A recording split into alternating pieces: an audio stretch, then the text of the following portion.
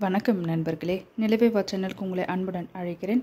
தமிழர் திருநாளான தைப்பொங்கலை பற்றின சிறப்பும் அதை கொண்டாடுறதற்கான காரணமும் வரலாற்று பற்றியும் இந்த வீடியோவில் பார்க்க போகிறோங்க. அது மட்டும் இல்லாமல் தைப்பொங்கல் மற்றும் மாட்டுப்பொங்கல் வைக்க உகந்த நேரம் எது அப்படின்றத பற்றி இந்த வீடியோவில் பார்க்க போகிறோம். வாங்க வீடியோக்குள்ளே போகலாம். இப்பொழுது மாட்டுப்பொங்கல் பற்றி பார்க்கலாங்க. பொங்கலுக்கு அடுத்த நாள் மாட்டுப்பொங்கல் மிக விசேஷமாக கொண்டாடப்படுகிறது. இதனை கணுப்பொங்கல் என்றும் சொல்வார்கள். சூரிய உதயத்துக்கு முன்பாக எழுந்து கணுப்பிடி என்று வைப்பார்கள். அதாவது முதல் நாள் தைப்பொங்கல் அன்று பொங்கல் வைத்து பானையில் இருந்து முழுவதையும் எடுத்து விடாமல் சிறிது மீதம் வைத்திருப்பார்கள். அதனை கையால் பிடித்து வைப்பார்கள். அதுவே கணுப்பிடியாகும். அந்த காலத்தில் நதிக்கரை, குளத்தங்கரையில் அல்லது திறந்த வேளையில் செம்மண் கோலம் போட்டு மஞ்சள் இலை அல்லது வாழை இலையை கிழங்கு நுனியாக வைத்து முதல் நாள் சாதத்தில் சிறிது மஞ்சள் குங்குமம் சேர்த்து தனியாக மஞ்சள் சாதம், சிவப்பு சாதம், வெள்ளை சாதம் என்று ஒவ்வொன்றாக 7, 9 என்ற எண்ணிக்கையில் உருண்டை பிடித்து வைப்பார்கள். பின்னர் தேங்காய் உடைத்து கற்பூரம் மாற்றி காட்டுவார்கள். பொங்கல் பானையில் இருந்து மஞ்சளை எடுத்து வயதான பெண்களிடம் கொடுத்து திருமாங்கல்யத்திலும் நெற்றிலும் தேய்த்து கொள்வார்கள். இதன் பின் தன் குலத்தில் புது துணி அணிவார்கள். இவ்வாறு செய்வதால் தன் உடன் பிறந்த சகோதரர்களுக்கு நீண்ட ஆயுள் கிடைக்கும் என்று நம்பினார்கள். காக்கை உருவில் யமதர்மன் வந்து இந்த உணவை சாப்பிடுவதாக ஐதீகம். சகோதரர்களும் உடன் பிறந்த சகோதரிகளுக்கும் பணமே அல்லது துணியோ பரிசாக அளிப்பார்கள். மாட்டு பொங்கல் அன்று காலை 11 மணிக்கு மேல் 12 மணிக்குள் பூஜை செய்வது நல்ல நேரமாகும். பொதுவாக பசுமாடு வளர்ப்பவர்கள் பசு கொட்டிலில் பூஜை செய்வார்கள். வீட்டில் பசு இல்லாதவர்கள் பசுவை வரவழைத்து பூஜிப்பது விசேஷத்தை தரும். பசுவையும் கன்றையும் குளிப்பாட்டி மஞ்சள் குங்குமம் வைத்து வாசனை பூக்களால் அர்ச்சிப்பது நன்மை தரும். பசுமாட்டிற்கு சர்க்கரை பொங்கல், வெண்பொங்கல், கரும்பு கொடுக்க வேண்டும். இது சகல தோஷங்களையும் விலக்கும். பூஜை முடிந்த பிறகு பசுவிற்கு பொங்கலும் கொடுப்பார்கள். அன்று மாலை பசுக்களை சந்தோஷமாக வைத்திருக்க எண்ணி அவற்றிற்கு இஷ்டம் போல் ஓட விடுவார்கள்.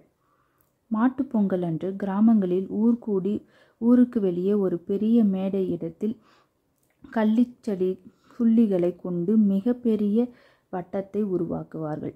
அதில் சிறிய எண்ணெய் சேர்ப்பார்கள். இந்த மேட்டிற்கு திண்டானி மேடை என்று பெயர். இது பாதுகாப்பாக ஒருவரை நியமிப்பார்கள்.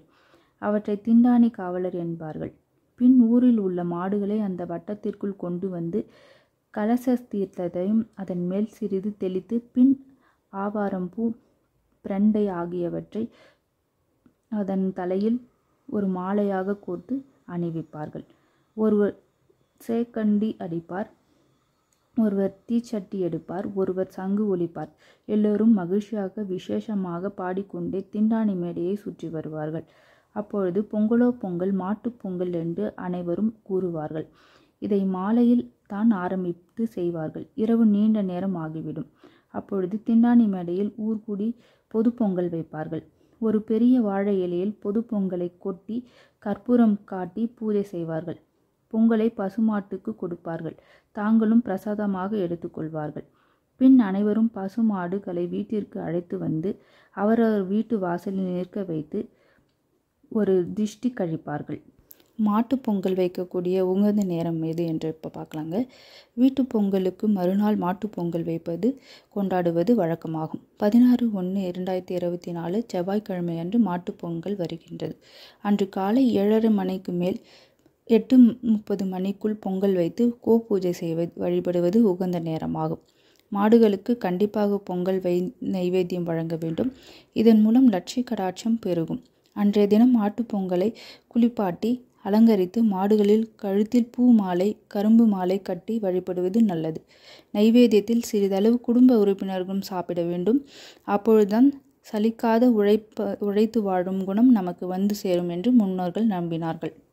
மேலும் இது போன்ற நியூஸை நீங்கள் தெரிஞ்சுக்கணுன்னா நிலவேவா சேனலை சப்ஸ்கிரைப் பண்ணுங்கள். வீடியோ பிடிச்சிருந்தால் லைக் பண்ணுங்கள், ஃப்ரெண்ட்ஸோட ஷேர் பண்ணுங்கள், கமெண்ட்ஸ் இருந்தால் போஸ்ட் பண்ணுங்கள். தேங்க்யூ ஃபார் வாட்சிங் திஸ் வீடியோ. நன்றி, வணக்கம்.